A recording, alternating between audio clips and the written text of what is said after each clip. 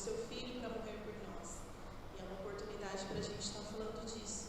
Então hoje a gente vai cantar uma música que é a oração que o Senhor Jesus nos ensinou a fazer ao Pai. E vamos falar também de Jesus. Jesus, Ele é o nome sobre todo nome, né? Ele é o príncipe da paz, maravilhoso, conselheiro, Deus forte. Ele é a nossa boa nova. Amém? Vamos orar, vamos nos colocar em pé, vamos orar ao Senhor, colocar esse momento na presença de Deus. Pai amado, nós colocamos, Senhor, esse culto, Pai, em Tua presença, nas Tuas mãos, Senhor. Ele é para Ti, Jesus. Viemos aqui para Te adorar, para demonstrar o nosso amor, o nosso respeito, Senhor, para Te dar honra, Senhor. Nós amamos, Senhor, estar na Tua presença, Senhor, reunidos, Senhor, em Teu nome, Senhor. É isso que viemos fazer aqui, Senhor. Te adorar, Senhor. Nós adoramos o Senhor pelo Teu amor, pelo Teu cuidado, por tudo, Senhor, que o Senhor tem feito por nós, Senhor. E principalmente pelo Senhor Jesus, que veio, Senhor, a esse mundo para morrer por nós e nos dar salvação, Senhor. Nós cremos nisso, Senhor, e nós Te adoramos, Senhor. Ó Pai, clamamos, Senhor, a Tua presença neste lugar, Senhor. Enche, Senhor, esse lugar com o Teu Espírito Santo, com a Tua presença, Senhor. Que haja um mover especial neste dia, Senhor. Ó Deus, clamamos a Ti, fala aos nossos corações, Senhor. Queremos, Senhor, ouvir a Tua voz, Senhor. Em nome de Jesus. Amém. Amém.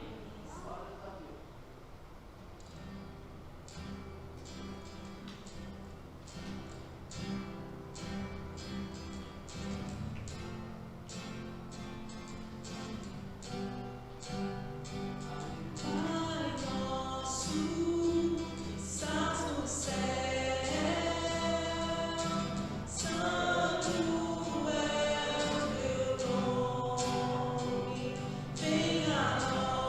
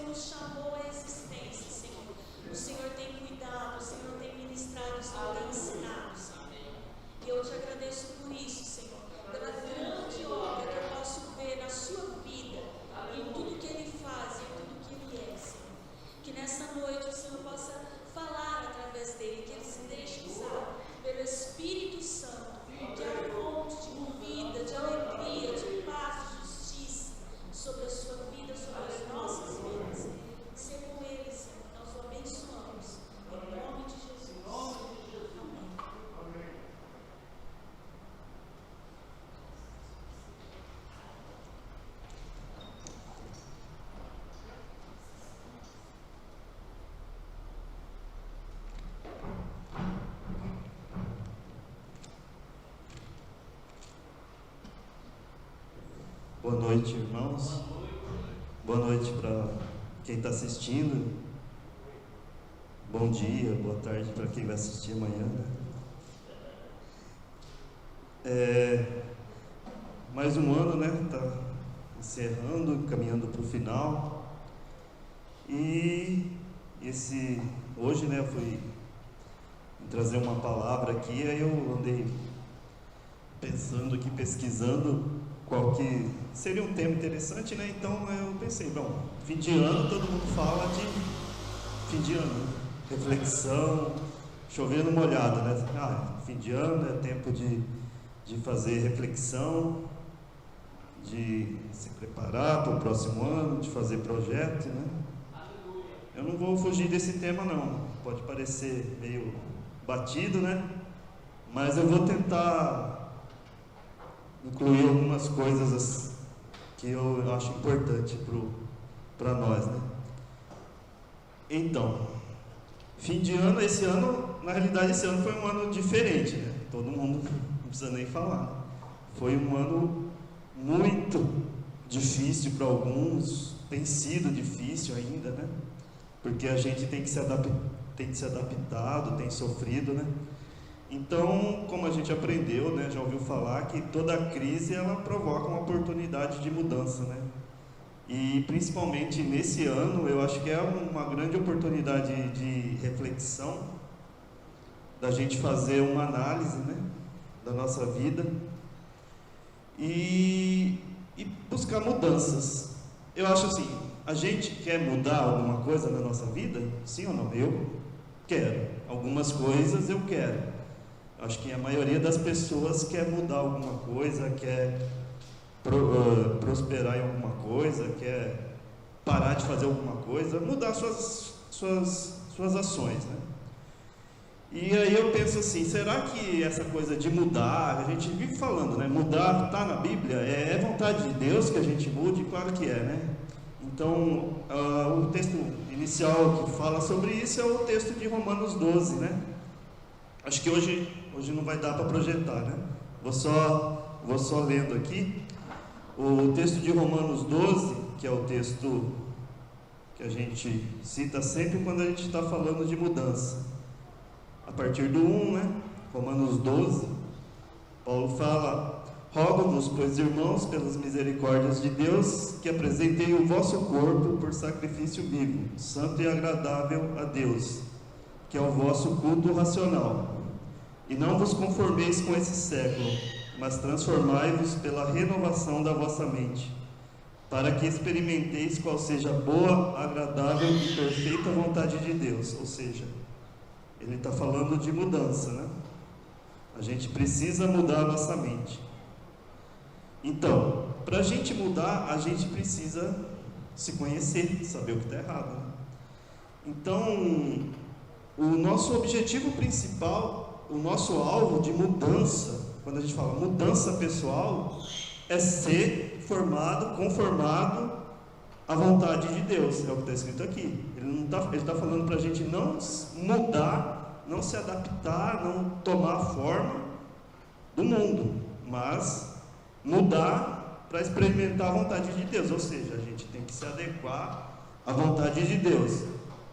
Quando a gente fala em mudanças, toda mudança tem eu penso assim, três partes. Primeira é a gente fazer uma análise, uma autoanálise. A gente precisa fazer uma crítica de nós mesmos para ver o que a gente está fazendo que gera malefícios para a gente e o que a gente está fazendo de bom que está gerando benefícios. Aquilo que gera malefícios seria normal a gente tender a mudar, a buscar uma mudança. A partir do momento que a gente faz essa análise, a gente se identifica, a gente se enxerga melhor, a gente se encontra no lugar que a gente está. E aí a gente pode, a partir dali, mudar. A vontade de Deus, o próprio Jesus disse, né?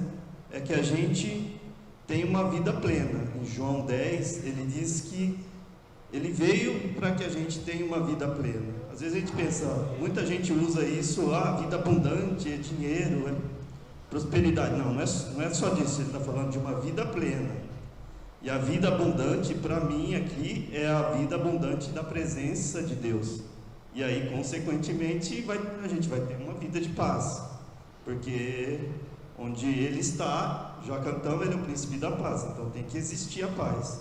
Se Ele prometeu que Ele veio para uma vida abundante, de paz, a gente crê e a gente tem que perseguir isso. Tem que ser o nosso alvo. Falando disso, a gente já fez a nossa análise, a gente já se identificou, a gente já entendeu então o padrão de Deus. Qual é o padrão de Deus para mim? Bom, eu preciso me transformar para chegar no padrão de Deus e viver essa vida que Ele me oferece.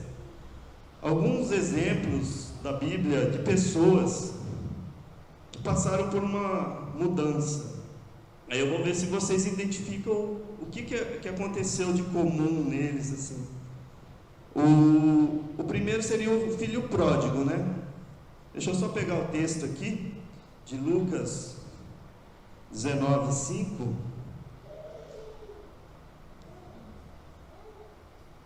Desculpa, Lucas... está no meu celular, desculpa, mais fácil. O Zaqueu também, depois eu vou falar na sequência. Deixa eu só abrir aqui que está mais fácil. Está ventando aqui, fica virando muito. E fica mais fácil para eu ler, porque já está tudo na sequência. Aqui. Isso. Lucas 15, no 17, diz que o filho pródigo, né, todo mundo conhece a história. Lucas 15. Caindo em si, disse: quantos trabalhadores de meu pai têm abundância de pão, e eu aqui pereço de fome? E levantando-se, foi para o seu pai. E quando ainda estava longe, viu seu pai e se moveu de íntima compaixão, e correndo lançou o seu pescoço e beijou. Aí conta a história da reconciliação, né? Mas o mais interessante é assim: caiu em si, ou seja, ele se analisou, ele percebeu a situação que ele estava e levantou-se no 20. Ele foi, ele não ficou, ele caiu em si, viu a situação dele e foi. Aí depois, o texto que eu estava falando aqui é do Zaqueu, né? 19, capítulo 19, só andar um pouquinho. Volta aqui. Sim, todo mundo também conhece a história de Zaqueu, que Jesus chama ele está em cima de uma árvore. Destacar o versículo 6. Ele desceu a toda pressa e o recebeu com alegria. Ele agiu, ele entendeu que ele precisava mudar e ele desceu a toda pressa. Ou seja, qual é a característica comum desses dois personagens que a gente está tentando falar quando a gente fala de mudança? Eles se enxergaram e eles tiveram uma atitude, eles agiram.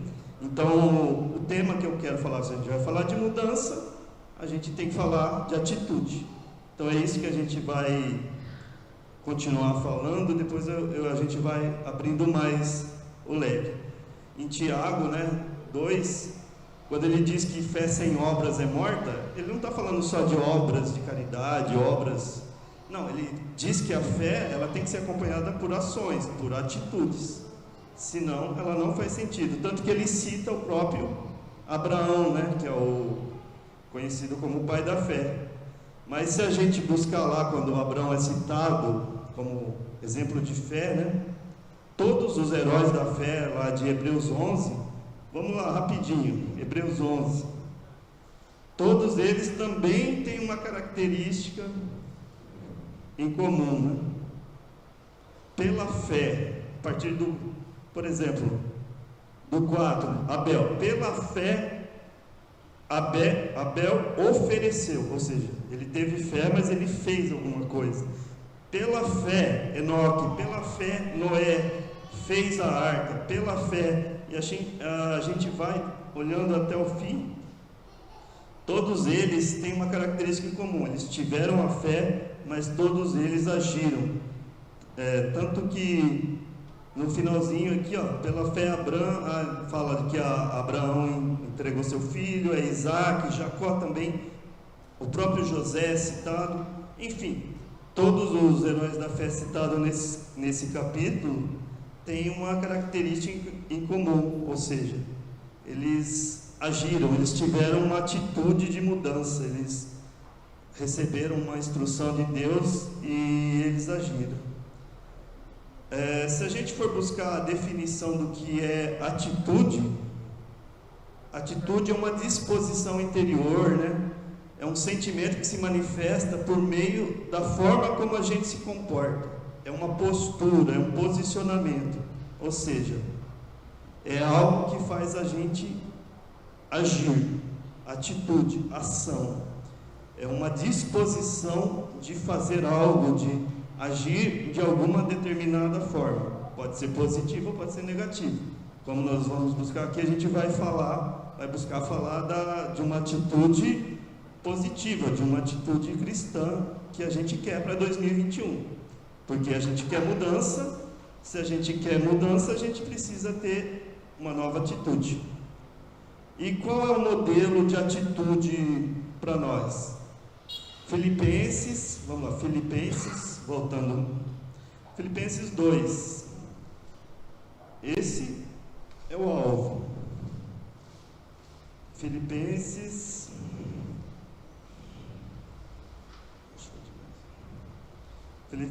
2, versículo 5. Todo mundo conhece, né? É interessante esse versículo que na NVI ele fala assim: seja a atitude de vocês a mesma de Cristo Jesus. Na outra versão fala: seja tendo em vós o mesmo sentimento que houve em Cristo Jesus. Ou seja, essa tem que ser a atitude nossa para 2021, que a gente tem que buscar, tem que ser o nosso alvo. Seja a atitude de vocês a mesma de Cristo Jesus, ou o sentimento, sabe, a postura, se a gente quiser trazer uma outra tradução. Então essa é a proposta para 2021, mudança para ter uma atitude de Cristo nas nossas vidas, a partir de sondar o nosso coração. E agora a gente vai construir 5 pilares que eu tentei fazer aqui, sobre atitudes para a gente a partir de 2021. E o texto que a gente vai usar agora é 2 Pedro,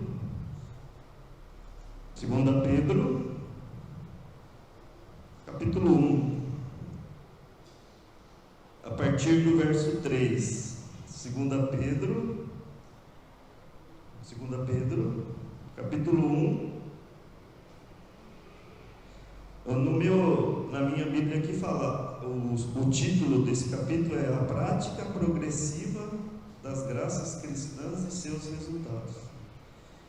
Então vamos ler esse capítulo, do 3 ao 10, e aí a gente vai citando as atitudes que vão compor esse nosso novo estilo de vida, que a gente se propõe a seguir, né? Essa nova atitude para 2021. Como eu falei, são 5 itens, são 5 pilares que eu coloquei. Vamos começar a ler a partir do 3. Visto como pelo seu divino poder nos têm sido doadas todas as coisas que conduzem à vida e à piedade, pelo conhecimento completo daquele que nos chamou para a sua própria glória e virtude, pelas quais nos têm sido doadas as suas preciosas e muito grandes promessas, para que por elas vos torneis coparticipantes da natureza divina, livrando-nos da corrupção das paixões que há no mundo.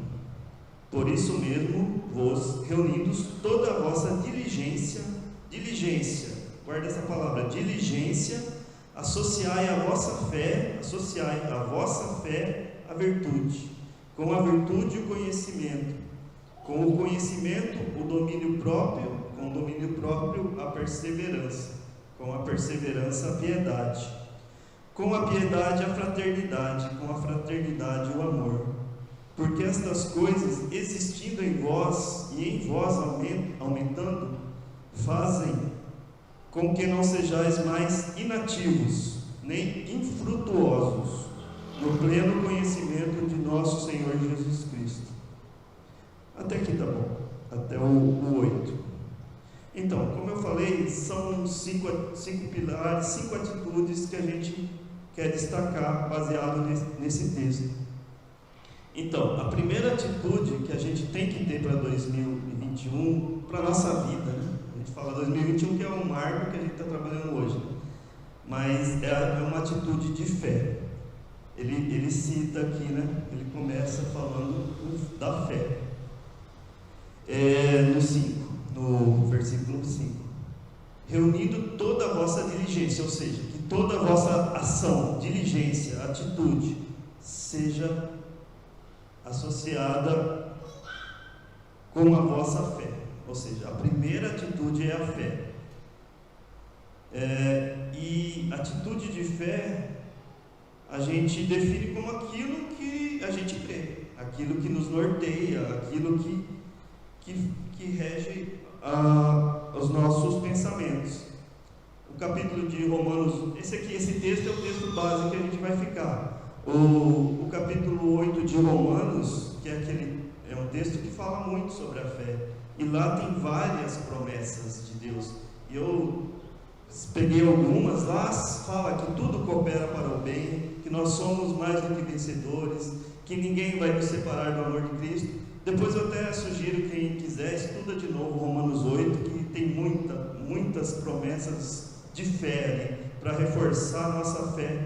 Então lá a gente entende, a gente compreende quem é Deus, quem nós somos nele. E lá fala sobre a segurança também. Então, a atitude de fé é saber quem é Deus, é saber quem nós somos nele, tudo isso que a gente falou aqui. É ter segurança em Deus para vencer o medo. Se a gente não tiver uma atitude de fé, a primeira coisa, a gente não sai do lugar, a gente não muda. Você lembra, em Hebreus, todos lembram, fala no capítulo 13, 5, que Deus não vai nos abandonar, não vai nos desamparar. Ou seja, a gente tem segurança nessa palavra, a gente está firme nessa palavra, e isso tem que ser constante na nossa vida. A oração, a palavra, tem mais cadeira aqui, se vocês quiserem, chegou um pessoal. Afirmações constantes diárias, ou seja, a gente tem que buscar isso diariamente. Não pode ser uma atitude nova para a mudança da nossa vida, tem que ser constante, tem que ser diária. Eu falo por mim mesmo, eu tenho que praticar isso, eu tenho que ler esse capítulo 8 de Romanos e olhar aquilo ali e ter fé naquilo que está escrito ali. Vamos lá, vai. Vamos só Romanos 8. Olha, já começa dizendo, nenhuma condenação há.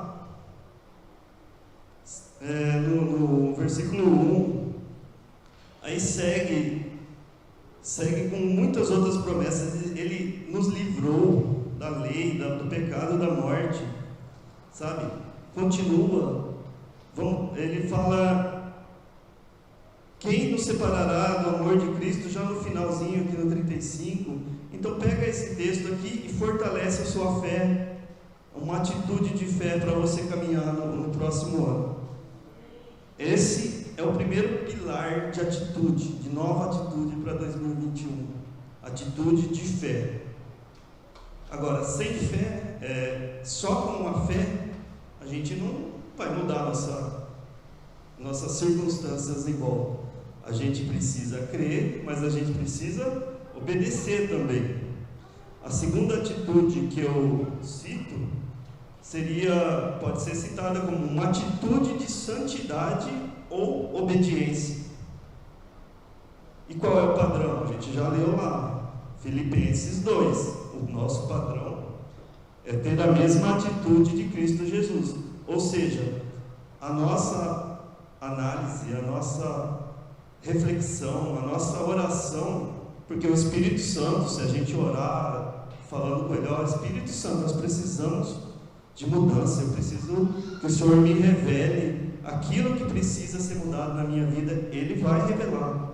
E se você buscar na palavra, você vai encontrar qual é o padrão de obediência, qual é o nível. O nível é alto, porque o padrão é Cristo. Mas a gente tem que perseguir a obediência, a santidade, sabe? Às vezes a gente não fala que a gente tem que buscar as virtudes, a santidade. Ah, isso não é, eu sou pecador mesmo, nós somos ruins, eu sei, nós somos. Mas se o próprio Deus manda a gente fazer isso, a gente tem que fazer essa análise e buscar a vontade de Deus, que vai ser revelada na palavra. Lá no Salmo 139, né, que Davi, Salmo 139, que fala: sonda-me, ó Deus, conhece meu coração, vê se há em mim algum caminho mau. Será que tem caminho mau no nosso coração? Se a gente já falou isso para Deus, sonda-me, há algum caminho mau no seu coração, Kevin? Será? Então, você precisa perguntar para Deus se tem algum caminho mau. Se tiver, você vai ter que tratar esse caminho. E aí você vai ter uma atitude de obediência, uma atitude de santidade. Ah, mas aí a pessoa, bom, eu quero obedecer, mas eu não sei o que fazer, como que é? Sabe, a palavra ensina, está aqui. Três textos para falar de características, de virtudes. O próprio Sermão do Monte, Mateus 5, lá Jesus lista um monte de atitudes, de comportamentos que o cidadão do reino, que a pessoa que se diz do reino deve ter. O próprio texto de Romanos 12, que é um texto, vamos lá para Romanos 12, já estamos aqui pertinho, Romanos 12, é um texto, a partir do 9, ele vai citar um monte de virtudes, de comportamentos de santidade. Ele vai falar, Romanos 12, a partir do 9, que o amor seja sem hipocrisia, detestai o mal, apegando-vos ao bem. Ou seja, é o bem versus a hipocrisia. O bem é uma virtude, a hipocrisia é um pecado, você pode considerar um hábito ruim. Muita gente vai falar, mas isso é só um hábito ruim, é um pecado. E se você for seguindo aqui, você vai encontrando: amai-vos cordialmente uns aos outros, preferindo-vos em honra uns aos outros. No zelo não sejam remissos, sede fervorosos no espírito, regozijai-vos na esperança, compartilhai as necessidades dos santos, praticai a hospitalidade, abençoai os que perseguem, abençoai e não amaldiçoeis, alegrai-vos com os que se alegram, chorem com os que choram, e assim por diante. Ele vai citando o próprio texto lá de Gálatas 5, né, que fala do carne versus do espírito, né? Lá também fala as práticas que são carnais, ou seja, que são hábitos, pecados, e as virtudes, que são o próprio fruto do Espírito. Ou seja, essa coisa de se sondar em busca de santidade tem que ser diária também. Eu vou passando pela minha vida, eu vou vendo quais são os comportamentos que eu tenho e que são pecados e que precisam mudar e que eu tenho que buscar santidade. Eu murmuro demais, eu critico demais, eu ajo com maledicência, às vezes me vitimizo, eu tenho inveja, tenho preguiça, sabe? Você vai buscando na palavra textos como esse que eu citei aqui e você vai se identificando. Bom, realmente, eu tenho que me doar um pouco mais, eu tenho que parar de falar mal, às vezes, do outro. Eu tenho que sondar meu coração, ver se eu não estou muito crítico e se essa minha crítica não está se transformando em maledicência. E tem que mudar, sabe? Atitude de santidade. A primeira atitude, fé. A segunda atitude, santidade. Sondar o coração e buscar, né? Terceira atitude, eu chamei de atitude de crescimento ou de sabedoria, crescimento e conhecimento, em conhecimento, ou seja, buscar cada vez mais crescer o nosso conhecimento, não o conhecimento segundo o mundo, né? Não estou dizendo assim que não seja isso que a gente tem que fazer, buscar cultura, literatura, formação, mas a gente precisa crescer em sabedoria na palavra de Deus, porque se a gente não crescer, o que acontece? A gente fica estático, e se a gente fica estático, a gente não vai ter mudança nenhuma. A palavra de Deus diz para a gente crescer no conhecimento, ela diz para a gente meditar na palavra, no Salmo 1, né? Medita na sua palavra, o seu prazer está em meditar na sua palavra. Isso aqui, eu entendo que seja como individual, mas seja como igreja também, porque a gente se edifica em comunidade. Não dá para, às vezes eu tento crescer sozinho, tem gente que busca, eu vou buscar a minha evolução pessoal, vou meditar num monte sozinho. Tá, você vai conhecer, é válido um tempo de solidão, de solitude, para você crescer, para você meditar, mas eu entendo que para crescer em sabedoria e conhecimento na palavra de Deus, a gente precisa agir como corpo, como igreja, né? Lá em Colossenses, vamos lá, Colossenses, já no capítulo 1 mesmo, Colossenses 1, ele fala sobre essa questão de conhecimento, de crescer. Aqui, a partir do 9, Colossenses 1, a partir do 9. Por esta razão, também nós, desde o dia em que ouvimos, não cessamos de orar por vós e de pedir que transbordeis de pleno conhecimento da sua vontade, em toda sabedoria, entendimento espiritual, a fim de viverdes de modo digno do Senhor, para o seu inteiro agrado, frutificando em toda boa obra e crescendo no pleno conhecimento de Deus. Ou seja, Paulo está dizendo, vocês precisam crescer no entendimento espiritual, vocês não podem ficar estáticos. E a nossa visão para a vida, para o futuro, para 2021, mas para a nossa vida tem que ser crescimento no conhecimento, porque às vezes, sabe, para mudar muitas coisas, às vezes a gente não consegue enxergar uma coisa que, se a gente estuda e descobre, ela abre os nossos olhos. Eu não sabia de determinada coisa, eu meditei na palavra, um irmão me ensinou uma coisa e eu abri meus olhos. Bom, esse comportamento que eu estava tendo, eu aprendi que ele não está me fazendo bem, eu cresci, sabe? Eu tive esse momento de aprender uma coisa que me fez crescer. Voltando, então, atitude de fé, já falamos que é o primeiro passo para uma nova mudança para 2021. Atitude de santidade, romper com velhos hábitos, com o pecado, buscar as virtudes. Atitude de crescimento, sabedoria. A quarta atitude que eu quero citar seria uma atitude de perseverança, porque a gente pode começar bem, mas se a gente não tiver uma atitude de perseverança, a gente para. Quando a gente fala de mudanças significativas que vão produzir uma transformação na nossa vida, a gente não pode pensar em retroceder. Que Hebreus fala que nós não somos daqueles, que retrocedem. A gente não pode pensar em desistir, em se desanimar. Eu sei que isso vai acontecer, mas a gente tem que ter uma atitude de perseverança. É o próprio caso de Elias, né?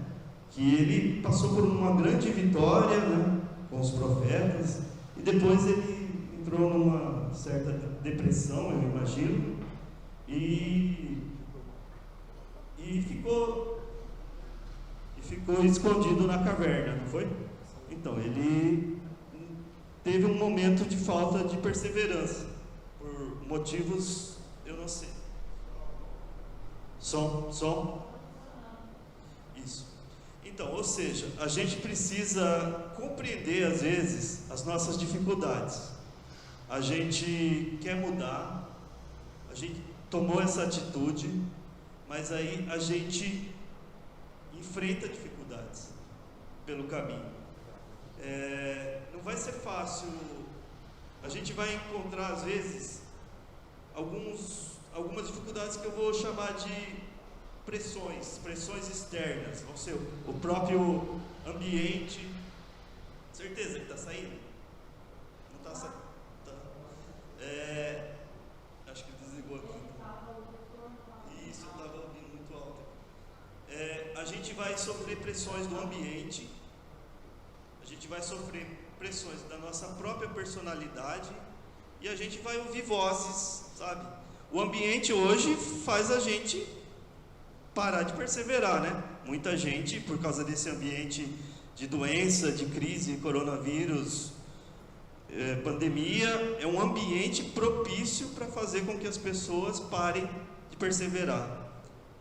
A nossa personalidade, eu sou mais bem melancólico, às vezes tendo mais a cair numa atitude de parar.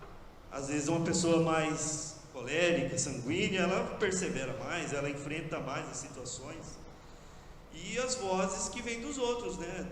Às vezes o próprio inimigo usa pessoas com vozes para te tirar do caminho de mudança de atitude. Não, mas aí vem aquela voz dizer, não, para com isso, não vai dar certo, e a gente para. Então, às vezes, é o caso eu estava pesquisando o avião, né? Às vezes o piloto tem que enfrentar uma tempestade, mas ele age com sabedoria para enfrentar aquela tempestade.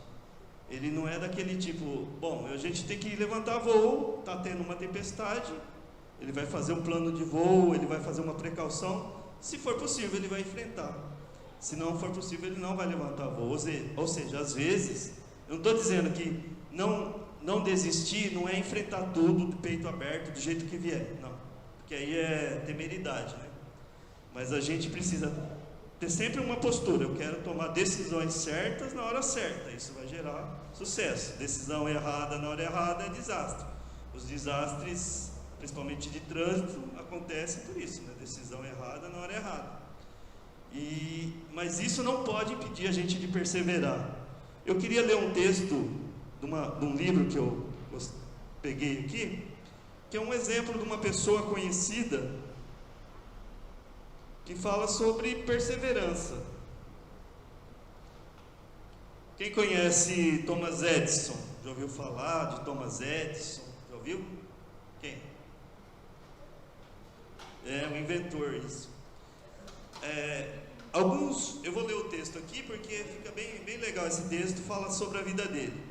Há alguns anos li uma pequena, mas estimulante biografia de Thomas Edison, escrita pelo filho dele. Que caráter extraordinário! Graças à sua genialidade, podemos contar com o microfone, o fonógrafo, a lâmpada incandescente, a bateria, filmes sonoros e mais de 1000 outras invenções. Mas além de tudo isso, Edison era um homem que não se rendia ao desânimo. Seu otimismo contagiava todos os que o conheciam. Seu filho narra um fato ocorrido em uma noite gélida de dezembro de 1914. Uma série de experimentos fracassados com a bateria acumuladora níquel-ferro-alcalina. Um projeto que se arrastava havia 10 anos. Deixou Edison em uma situação financeira complicada. Ele só não estava falido por causa da renda da produção dos filmes e discos. Naquela noite de dezembro, o grito "Fogo!" Ecoou pelo laboratório. A sala dos filmes estava em chamas por causa de uma combustão espontânea.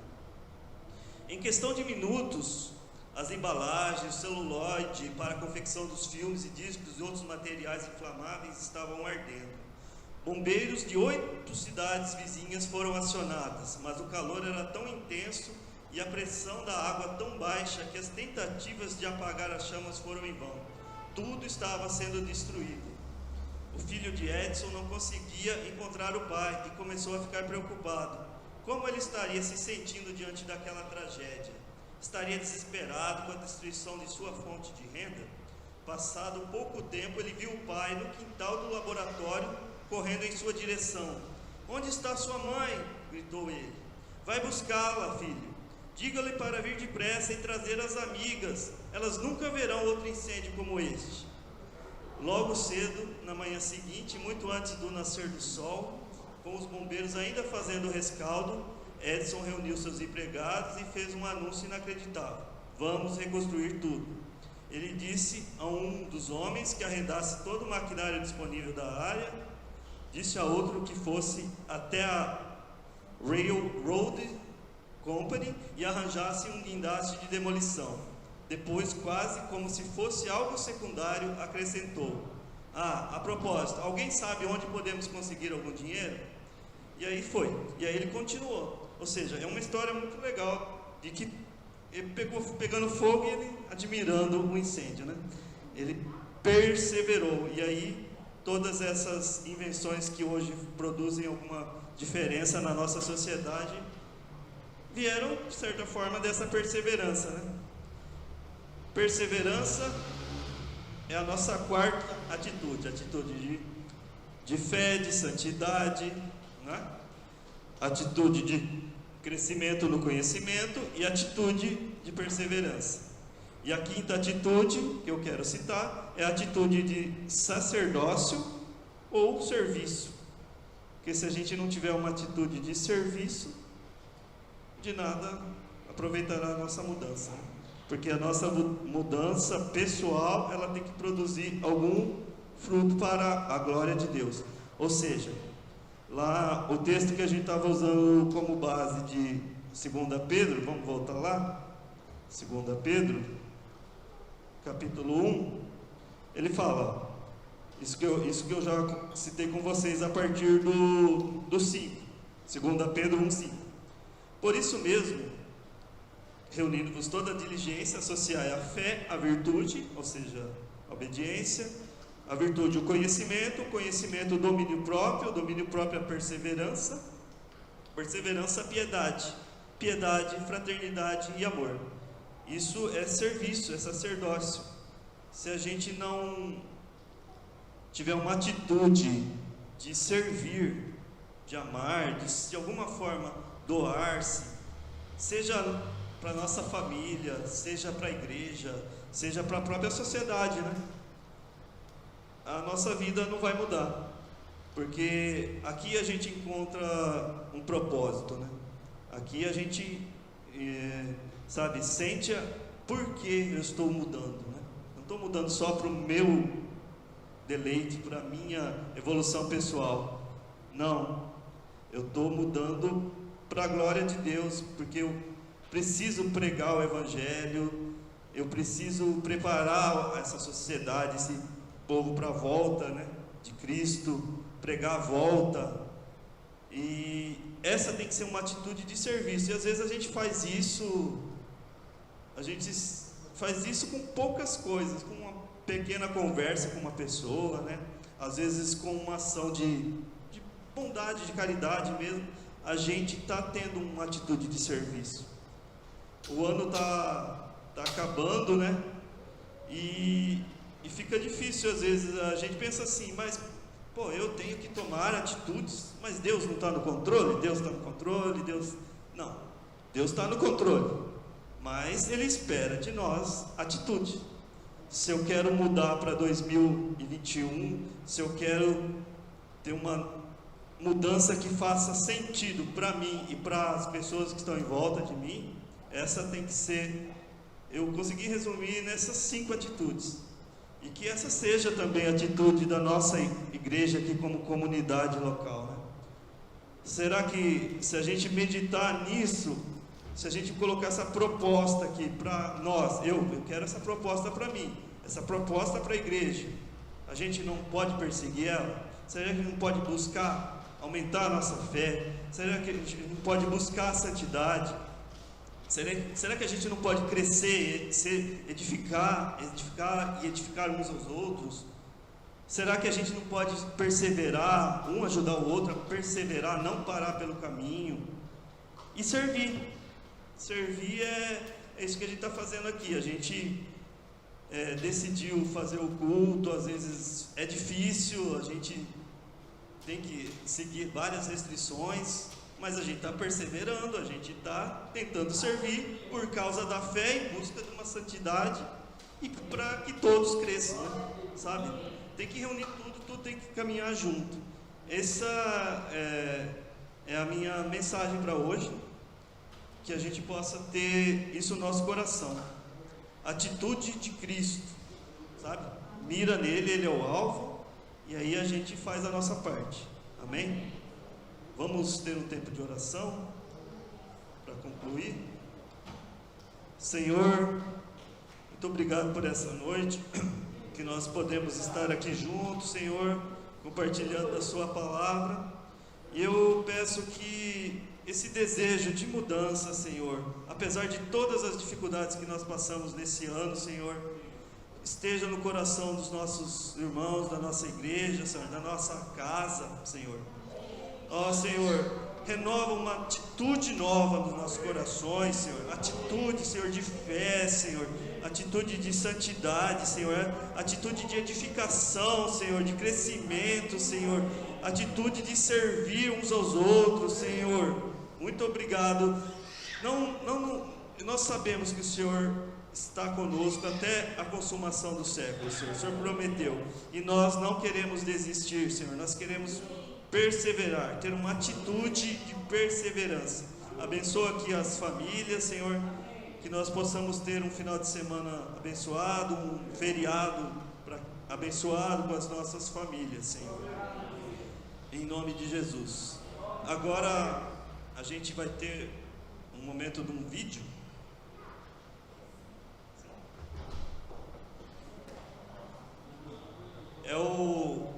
Na realidade era para ser um teatro, né? Que é o diretor Arcelino. Quem conhece o diretor Arcelino? Ele é o diretor de teatro.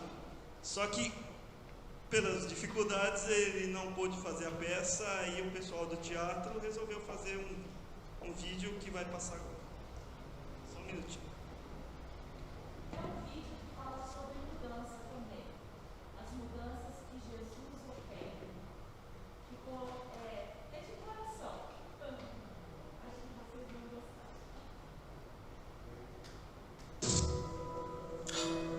Você, olhe para teus olhos, olhe para eles, pontilhado, colorido,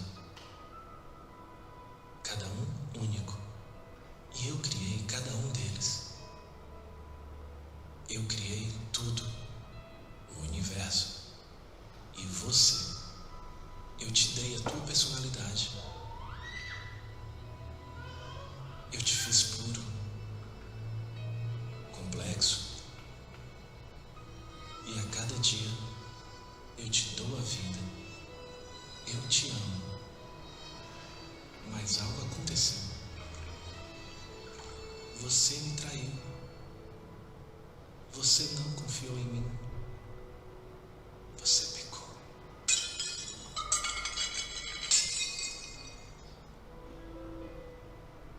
Você se afastou de mim.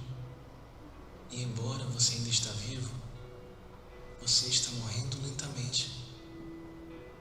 Então você olhou para outras coisas.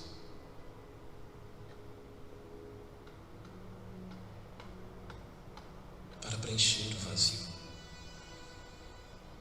Mas nada funciona.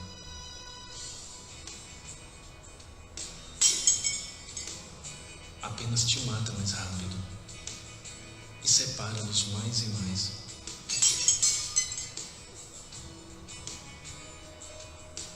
que você está procurando.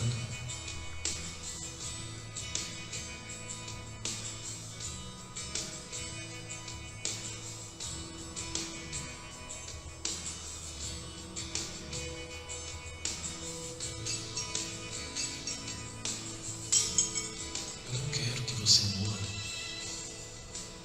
Eu criei você não para ser destruído, mas para me conhecer. Então eu me tornei igual a você, uma frágil criação. Eu fui tentado, mas nunca pequei. Eu vim para te salvar. Você tem tantos pecados e eles têm um custo. Alguém tem que morrer, você ou eu. Então eu peguei todos os teus pecados em troca da minha vida pelo túmulo. E eu morri em teu lugar. Porque eu te amo.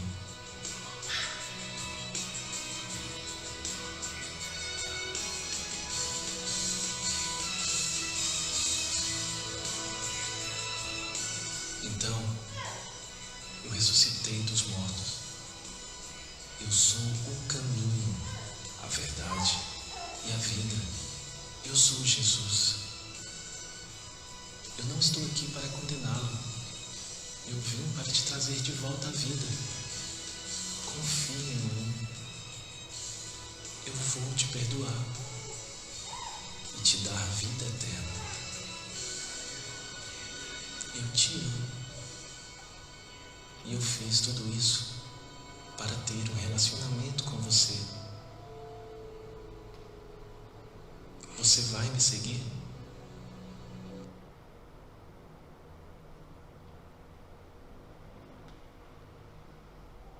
Quem é Jesus para você? E disse o Senhor à serpente: porquanto fizeste isso, maldita será entre todos os animais domésticos, entre todos os animais selvagens. Sobre o teu ventre rastejarás, e pó comerás todos os dias de tua vida. Porém, inimizade entre ti e a mulher, e entre a tua descendência e o teu descendente.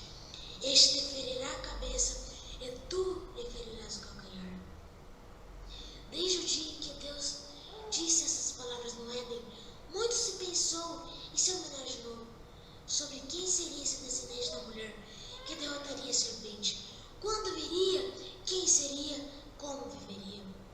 Sabemos que essa profecia foi cumprida em Jesus, nascido de mulher, nascido sob a lei, que despojando os principados e potestades, publicamente os expôs aos desprezos, triunfando sobre eles na cruz. Mas você já imaginou o que Moisés pensava sobre Jesus? Quem era Jesus para Moisés? Ora, para ele, Jesus seria o profeta levantado por Deus. Para Balaão, ele era a estrela procedente de Jacó.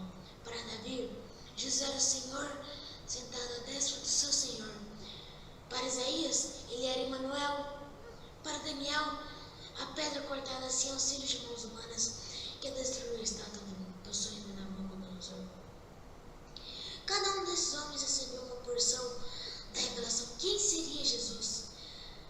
Ao longo da história, muitos foram respostas para a pergunta: quem é Jesus? Para os espíritas, Jesus é espírito evoluído. Para os islâmicos, um profeta do Alcorão. Para os fariseus, Jesus é um desordeiro. Para os filósofos, um pensador.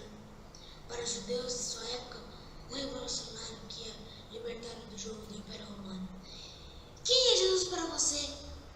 Vamos ouvir algumas pessoas que estiveram com Jesus, que sentiram seu toque, que ouviram suas palavras de sua boca, que tiveram relacionamento com ele. Para elas, quem era Jesus?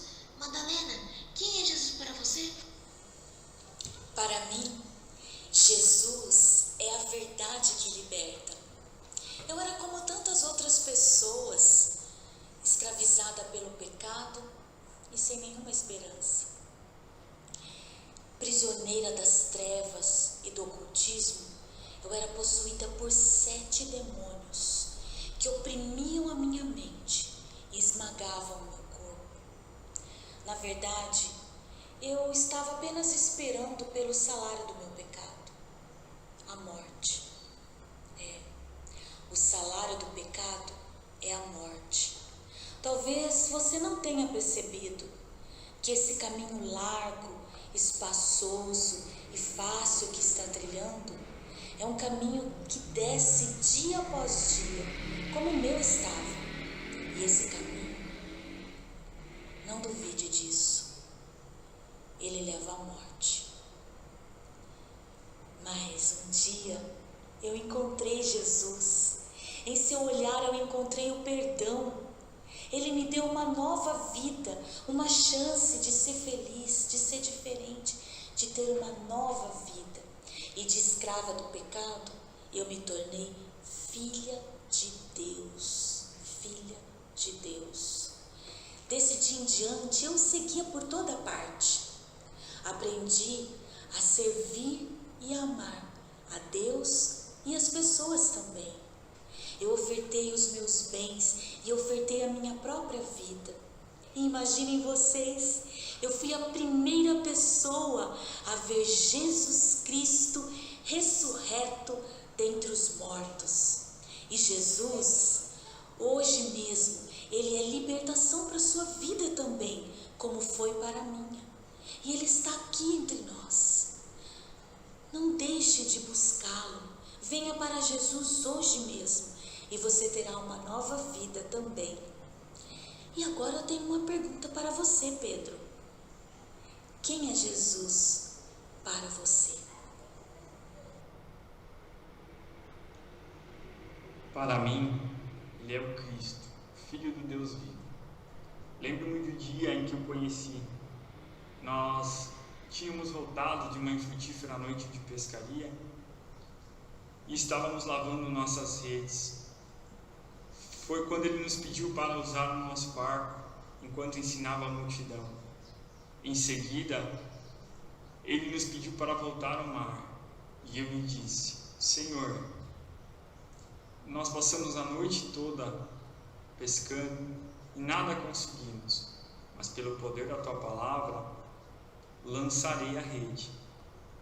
Querida igreja, foi incrível. As redes se rompiam, transbordavam. Nunca tivemos uma pescaria como aquela. Precisamos pedir ajuda a outros barcos.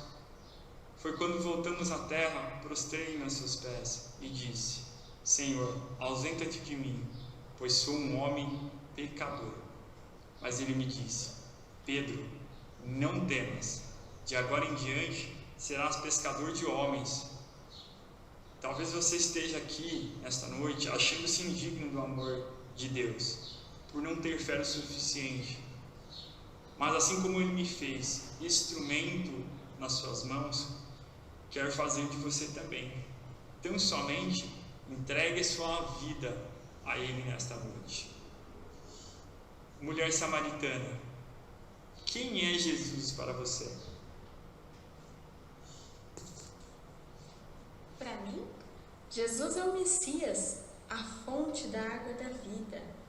E quando você bebe dele, nunca mais terá sede. E eu sei o que é ter sede. Sede de amor, sede de respeito, sede de carinho, de cuidado. Fora casada 5 vezes. E estava num novo romance. Não era bem casamento, né? E as pessoas falavam de mim pela cidade. Elas falavam e eu não tinha amigos. Eu não era bem querida na cidade. Eu não tinha ninguém. Eu só queria ser amada. Eu só queria alguém que se importasse comigo. Alguém que me valorizasse. Eu não tinha ninguém. As pessoas na cidade riam de mim. Então, eu me afastei de todos. Eu não tinha amigos eu não conversava com ninguém, eu não falava com ninguém. Eu só ia ao poço porque eu precisava de água. E ainda assim, quando não tinha ninguém lá, para evitar. Mas, naquela tarde quente, naquele dia, Jesus, Ele me pediu água. Eu me encontrei com Jesus naquele dia. E Ele me pediu água, mas quem matou a sede fui eu. Quem matou a sede fui eu. Porque daquele dia em diante, eu nunca mais fui a mesma pessoa. Hoje, eu sou amada. Eu sei que eu sou amada. Eu sei que eu tenho valor. Eu sei que eu sou alguém que tem alguém que se importa comigo. E esse alguém é Jesus Cristo. Ele é a única razão de viver. E Jesus me deu vida novamente. E por causa dessa situação, por meio da minha vida, Samaria, a minha cidade, todos lá conheceram o Senhor Jesus e tiveram a oportunidade de beber da fonte da água viva. Fui a mesma pessoa. Hoje eu sou amada. Eu sei que eu sou amada. Eu sei que eu tenho valor. Eu sei que eu sou alguém que tem alguém que se importa comigo. E esse alguém é Jesus Cristo. Ele é a única razão de viver. E Jesus me deu vida novamente.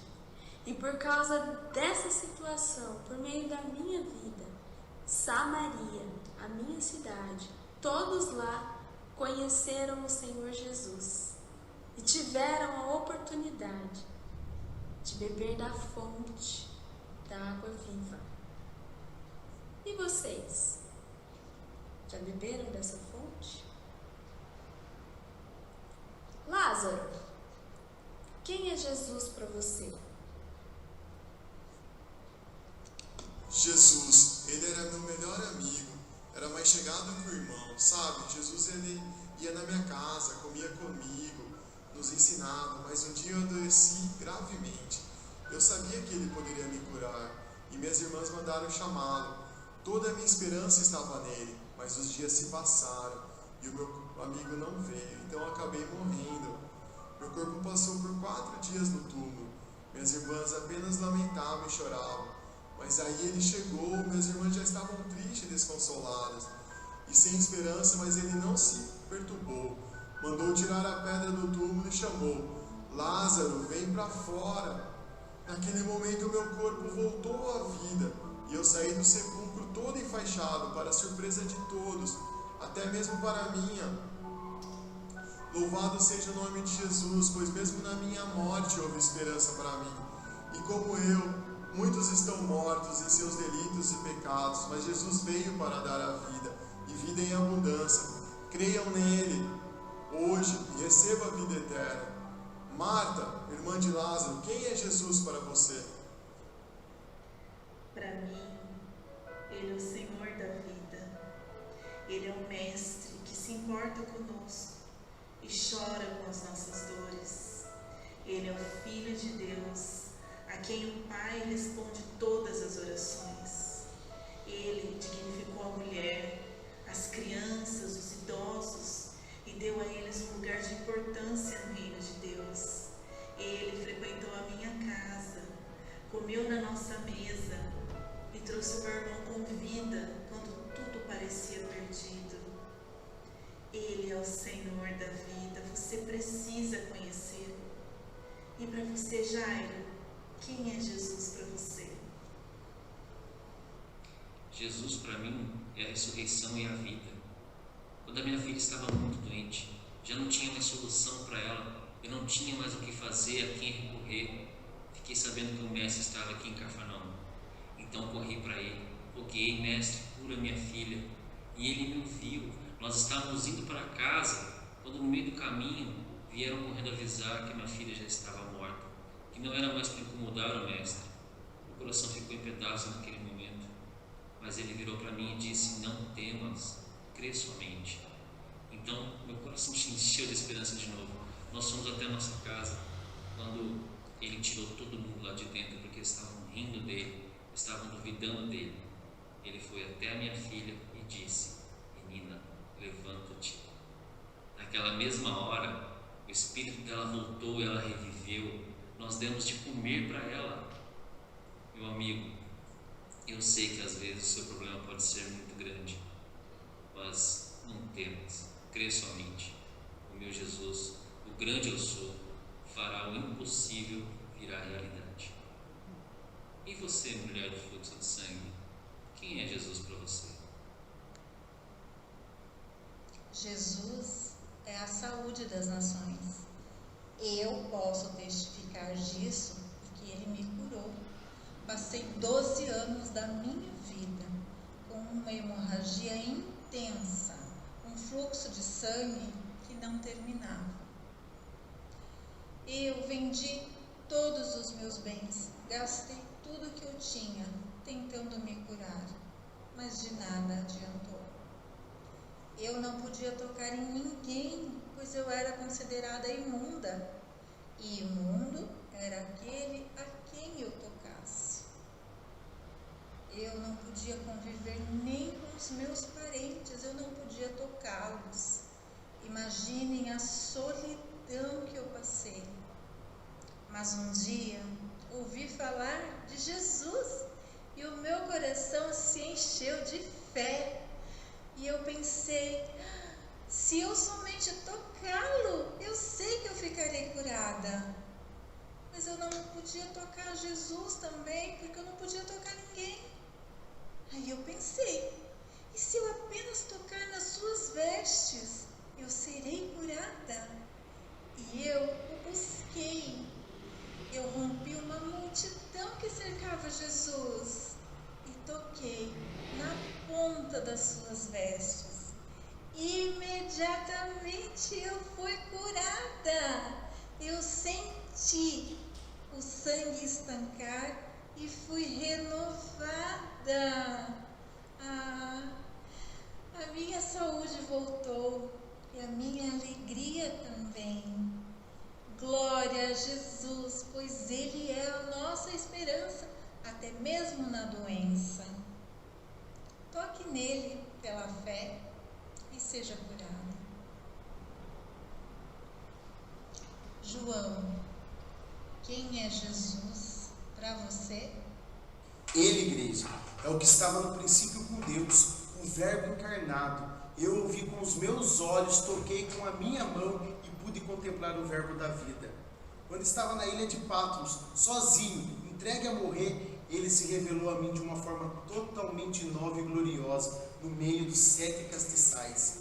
E eu, quando vi, caí aos seus pés como morto. E ele, porém, pôs sobre mim sua mão direita, dizendo-me: não temas, eu sou o primeiro e o último e aquele que vive. Estive morto, mas eis aqui vivo estou para todo sempre, e tenho nas mãos a chave da morte e do inferno. Ele está vivo, igreja, está preparando um lugar para nós, está esperando apenas o toque da trombeta para voltar a essa terra e nos reunir para estarmos para sempre com Ele. E Ele enxugará de nossos olhos toda lágrima. Entregue sua vida para Jesus nessa noite, meu amigo, para ter a esperança e um dia viver em seu reino de glória e amor. Meu amigo, nesse dia, quem é Jesus para você? Se estás faminto, Ele é o pão da vida. Se estás sedento, Ele é a água da vida. Se estás doente, Ele é a saúde das nações. Se você está cativo, Ele é a verdade que liberta.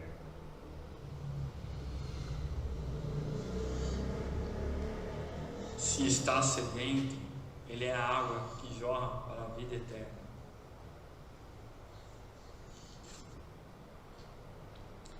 Se estás desesperado, Ele é a tua esperança. Jesus. Ele é o maravilhoso conselheiro, Deus forte, Pai da eternidade, o príncipe da paz. A resplandecente estrela da manhã, nosso sumo sacerdote, nossa alegria, nossa esperança, nossa razão de viver. Entregue a sua vida a Jesus nesse dia. Você verá que Ele é muito mais do que você pensa e faz infinitamente mais do que imagina. Quem é Jesus para você? Quem é Jesus para você? Quem é Jesus para você?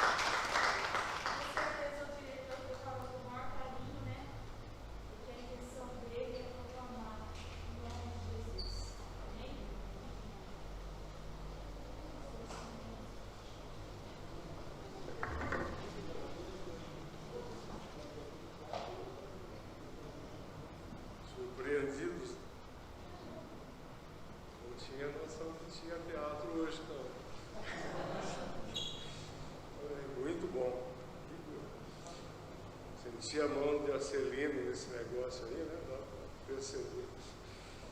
Amém. A gente, mais uma surpresa então, né? Estou aqui com o Mateus e a Mael, trouxeram os sogros,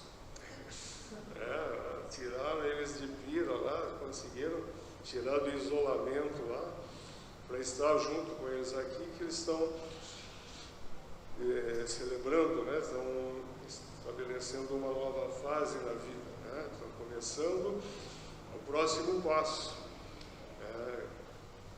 a aliança de noivado. Eu queria ler, vem cá, venham aqui os pombinhos por enquanto. A gente vai tentar manter distâncias e coisas assim.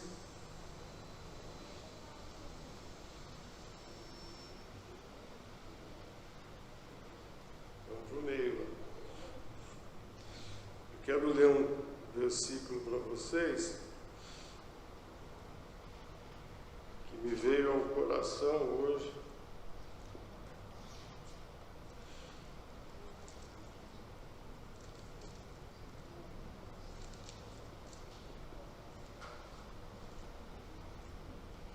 No livro de Cantares, no capítulo 4, o verso 9 fala assim: arrebataste-me o coração, minha irmã noiva minha, arrebataste-me o coração com um só dos teus olhares. Bonito, né? Texto assim. Quando a gente olha para o livro de Cantares, tem várias formas de se ler isso. Penso que, como o Velho Testamento tem uma missão de sombra, né, sobre as coisas do Novo, ele aponta para o relacionamento de Cristo com a sua igreja, o noivo e a noiva. Mas é algo em cima de alguma coisa válida também, né? A gente não pode separar o relacionamento humano. Quando o Senhor quer falar sobre coisas espirituais, Ele usa às vezes coisas naturais que nós vivenciamos para a gente compreender melhor, né? Eu estou quase acabando, tenta falar, a máscara prende e tal, e aí falta ar, ninguém tem oxímetro aí não, né? Mas eu tenho o seguinte a respeito dessa situação, né? Nós somos seres humanos, o Senhor colocou algumas coisas em nossas vidas que são típicas daquilo que Ele deixou para nós como pessoas, né? Como seres humanos, como filhos dele, como coisas que Ele deixou para nós para que vivêssemos, inclusive dentro do Éden, né? Pensando naquele lugar que Deus tem propiciado. E quando a gente parte para esse relacionamento, né, do estabelecimento da família ou algo assim, existe um lado que tendemos a relegar a segundo plano quando, principalmente dos nossos grupos que trabalham falando do reino de Deus, do propósito eterno de Deus, tal, eu creio em tudo isso, né? Mas eu entendo também que Deus usa determinadas coisas que a gente tem deixado de lado, né? Tem um texto, eu não lembro onde que está, que fala do caminho, né, do homem com a sua mulher, né? Provérbios 29, né? Caminho, né? Coisas que eu não compreendo, caminho da serpente na penha, alguma coisa assim, né? E o homem com a sua amada, né?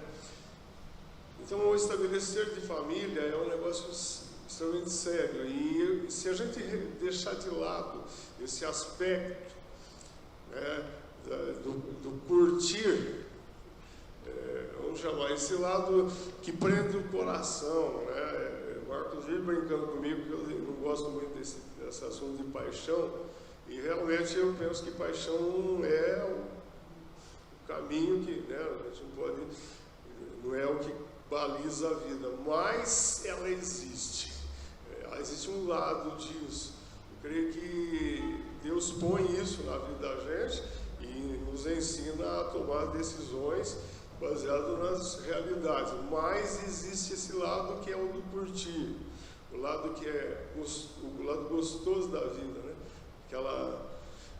E eu penso assim que se vocês ouvirem Maeli e Mateus nessa fase assim, nesse tempo onde eles estão caminhando para estabelecer o momento do estabelecimento da família, é muito gostoso isso. Eu penso que nós que estamos com mais de 40 anos de casado, ou quem está próximo, tal, seja o que for, não precisa perder isso. Esse aspecto que eu digo, né? Porque quando a gente caminha, a gente aprende a amar. E quando a gente ama, a gente deve se aprofundar nesse aspecto, né? Nesse curtir um ao outro, vivenciar isso. Olhar um para o outro assim que nem o noivo aqui faz essa declaração para a noiva, né? É isso que eu queria deixar assim para vocês, que vocês estão sendo estruturados, a vida de vocês tem sido estruturada em cima do Evangelho do Reino, propósito de Deus e tudo isso, vão estabelecer família para Deus, cumprir o propósito, mas que não percam essa chama, né? Depois lá, quando vocês estiverem fazendo bodas de ouro, de casamento, com os bisnetos, todos ali, coisas assim, vocês, né? Se o Senhor não voltar antes, né? Não queiram ficar aqui para curtir isso, não. Mas vocês lembram assim, olha, lembra quando Wagner, o finado Wagner, falou lá para a gente? Vocês não esperam a gente, daqui 50 anos, a gente está aqui ainda, né? Vamos ser realistas. Dizer assim que vocês procuraram durante a vida de vocês, né? Desde esse momento, ir estabelecendo coisas, fundamentos sólidos da palavra na vida de vocês, mas nunca percam esse olhar para ela e falar, olha, um só olhar seu me arrebatou.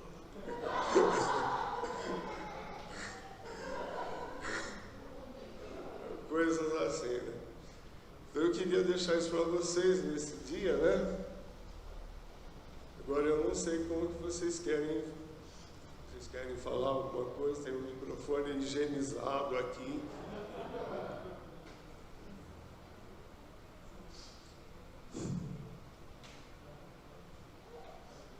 Será que está limpinho? Boa noite, irmãos. Bom, tem sido um dia muito agitado pra gente. A gente estava participando, acho que o Wagner deve ter comentado, né? A gente estava participando da reunião lá em Piracicaba, agora com os irmãos, online, né? E a gente está muito feliz com tudo que tem acontecido, assim, desses meses, né? E anos já que se fez, desde que a gente esteve aqui, começou o relacionamento, né? De se aprofundar, de se conhecer e de buscar o Senhor, entender o que Ele tem pra gente, né? E tem sido um privilégio mesmo. A gente tem sido muito grato a Deus e a vida da igreja, né? Que tem nos dado todo apoio, suporte no que é necessário. E a gente não podia passar por esse momento sem compartilhar com os irmãos, né? Tanto com os de lá, né? Que têm sido presentes também nas nossas vidas, quanto os irmãos aqui. A gente não poderia deixar passar esse momento sem compartilhar com vocês também. Acho que é isso, né? A gente vai trocar as alianças agora também. Agradecer aos irmãos aqui, né, por me receberem também. E o nosso jeito de estar aqui é no sentido de honrar, né? Porque a gente esteve online com o pessoal lá em Piracicaba, honrando eles, né, por estarem com a gente. E a gente quer honrar vocês também nisso, né, participando desse momento tão especial nas nossas vidas.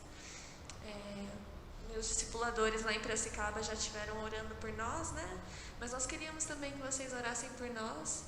A gente trouxe as alianças para trocar também. E queremos, né, reforçar com esse sinal o nosso compromisso com a igreja, né? Porque um relacionamento, uma família, é propósito de Deus antes de ser qualquer outra coisa, né? E estando em igreja, a gente quer reforçar isso. Amém. Papais, mamães.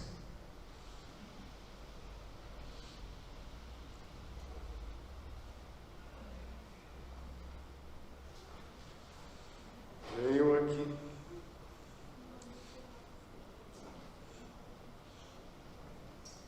Vocês imponham as mãos sobre os seus próprios filhos. Vocês querem falar algo?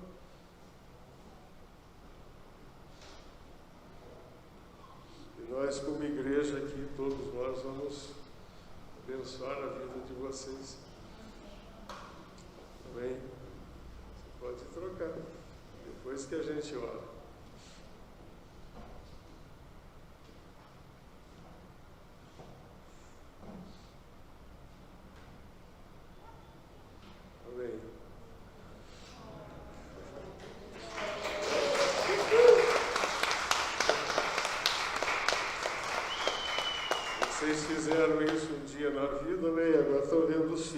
fazer, né? Dá um aperto no coração, né? Dá uma vontade de pegar de volta, essas coisas assim. Não? Amém. Vamos orar, vamos estender nossas mãos sobre eles. Amém.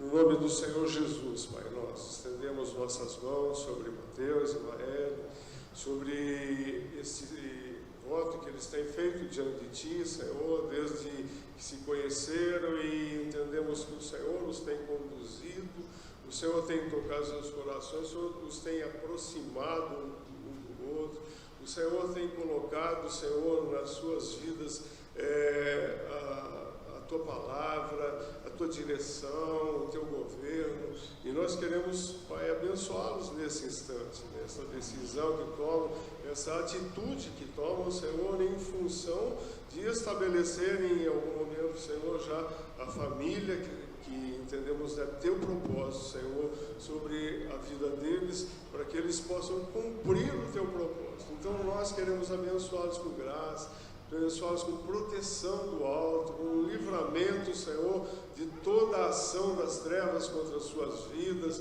que eles andem, Senhor, em retidão diante de Ti, tenham esse tempo, Senhor, esse período, Senhor, de noivado, Senhor, dirigido, governado, protegido por Ti, e eles aprendam dia a dia, Senhor, aquilo que vai ser, como vai ser, Senhor, eles vão dirigindo, vão estabelecendo coisas que serão filmadas no dia do seu casamento. Então nós os abençoamos esse momento, esta troca de alianças aqui, que simboliza, Senhor, algo para todos nós, que é esse comprometimento de um com o outro em função, Senhor, de estabelecer família. Nós os abençoamos seus pais, suas famílias, que eles sejam os guardadores de seus filhos, os orientadores, aqueles que vão dar, Senhor, norte a eles, vão orientá-los e ajudá-los, ó Deus, a formalizarem a sua própria família. No nome do Senhor Jesus, nós os abençoamos e Te agradecemos, Pai, por podermos participar disso, sermos integrantes desse momento na vida dos Teus filhos. No nome do Senhor Jesus. Amém, Senhor. Amém.